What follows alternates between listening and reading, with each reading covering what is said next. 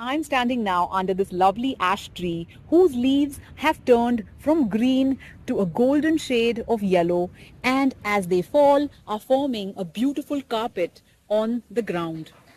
Why do some trees drop their leaves in autumn? Why do they change color? Find out more in this episode of Tree Talk. One way to understand and classify trees is by their behavior. So, evergreen trees are those that retain their leaves through the year. Mind you, they lose their leaves too, but not all at once. Deciduous trees, on the other hand, keep their leaves for less than a year and lose all their leaves during the unfavorable season. Why are some trees evergreen and others deciduous? Well, a leaf is the kitchen of the tree and produces sugar from sunlight, water, and air. In this process called photosynthesis, it also loses lots of water through openings on its underside called stomata. In places with bitter winters where the sun appears for few hours, it is costly for broad-leaved trees to keep their leaves without getting any energy from them in return.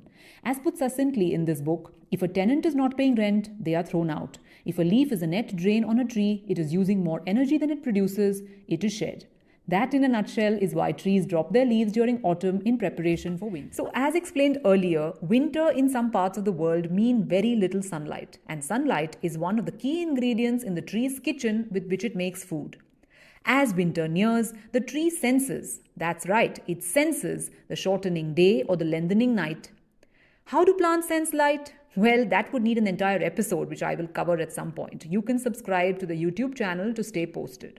Coming back to autumn, the photoreceptors in a leaf sense the shortening day and they begin to close down their kitchens.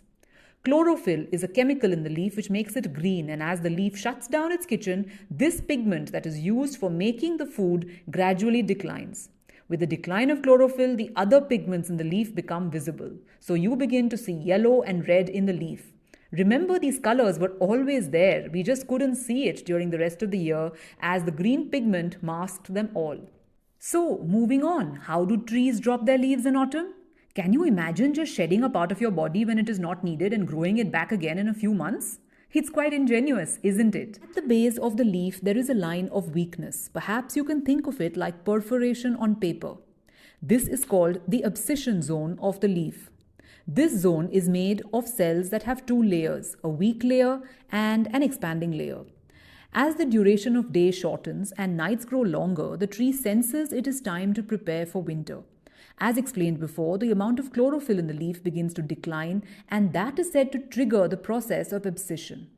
The expanding layer of the zone begins to, expand and break the cells in the other layer, thus weakening the connection holding the leaf to the tree.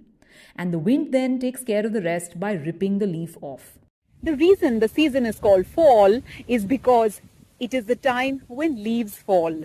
And it is a great lesson in humility and restarting again, because trees invest a lot of energy in creating leaves and then they drop it all to restart once again. If this episode helped you learn more about and appreciate the trees around you, I'd urge you to spread some tree love this season. Share it with friends, check out some of the other episodes on the channel, and subscribe to stay posted.